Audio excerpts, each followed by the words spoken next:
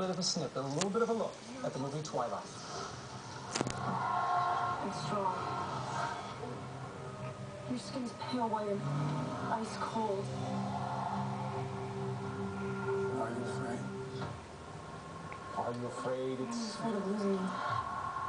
I'm not the most dangerous thing out there. I want to hear the dialogue. They're saying, talk, talk. I want to hear the dialogue. I want to see the clip of the movie, just like everybody else. This is great. The movie's finally coming out. We have the last installment of the book, maybe. Book coming out after. There's a lot of intrigue. There's a lot to cover. Stephenie Meyer is here. A great, great pleasure to have you. Well, thank you so much. I am not going to ask you the question that everybody asks you, and here's why. 10 million copies sold, a movie that has clips being shared by thousands all over the internet, an online compatible community there, such intense interest, why should you be compared to anybody else? Harry Potter be gone, I said. There's no reason to ask you that.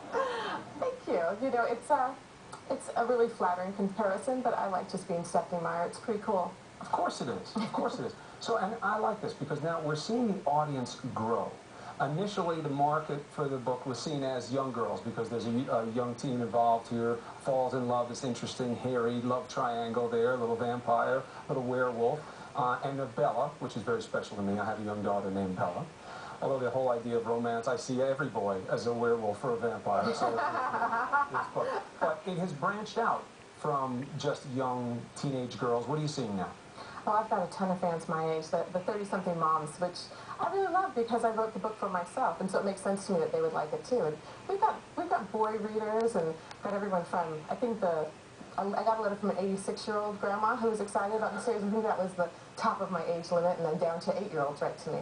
And, you know, interesting, many know the backstory that this came to you in a dream and you woke up and kind of did like just an info dump of this great dream that you had had. But I think one of the things that captivates people about the series is how organic it is. You know, that this wasn't something product of a publishing house or a marketing firm. Are you surprised at the interest in the evolution of the characters, the audience growing, the want for more? Did you picture any of this?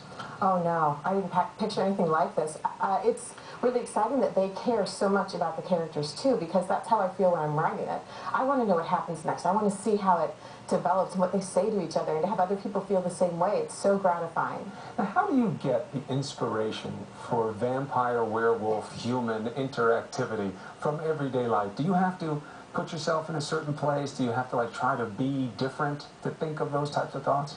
But once you have the characters in place, which luckily I got that great dream to start me off, when you have very strong characters, they just decide the story themselves. So I just am along for the ride. I get to watch what they want to do. It's really exciting. Now, what can you tell me about this latest installment of the book, other than it's not officially the last? You know, I was worried about violence here this morning. It was officially the last. But there is a book that's going to come out after it that's the perspective from one character's perspective. But what can you tell me about this book? Not very much. Oh, come on. Give me something. These people here, they expect something. I'm a hard interviewer. Well, I can tell you that I really love it, and I had so much fun writing it. I had the story in mind from the very beginning. After I finished Twilight and I decided to continue on, I knew how this was going to end. And so from, gosh, 2003, 2 years before anyone had seen Twilight, this was the book that was brewing. So it's very much the story I always wanted to tell, and I'm excited about that. One detail, one suggestion, something that I can seem special in all of this? Okay. Well, I got to write a wedding, which was so much fun. I love weddings. You like that? Write a wedding? Anybody there? You anxious? You like it? You always enjoy? I did my job. We're happy now. I can move on? Good, good, good. I like it. I like it.